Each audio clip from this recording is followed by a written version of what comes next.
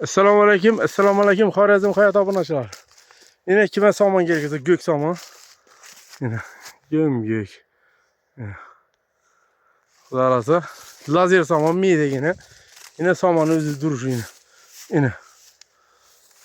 Yine saman. Yine. Yine saman. 100 kip saman. 106 Nexia hizmette. Dastlabki. Yine. Yine saman. Bu Pitnek'te Senet Pekin mahsulatı bu. Pulunu Xudo xolasa 7 deymiz dastlabkisi bilan gelishamiz ko'proq olsamizlar.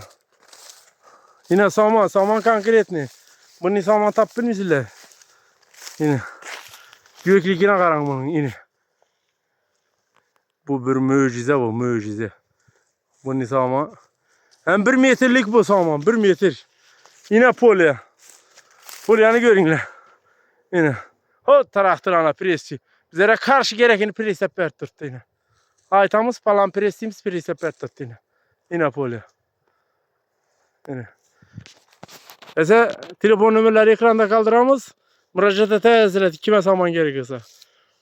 Dastlabki barışına qarab pulun narxı gelişine verir.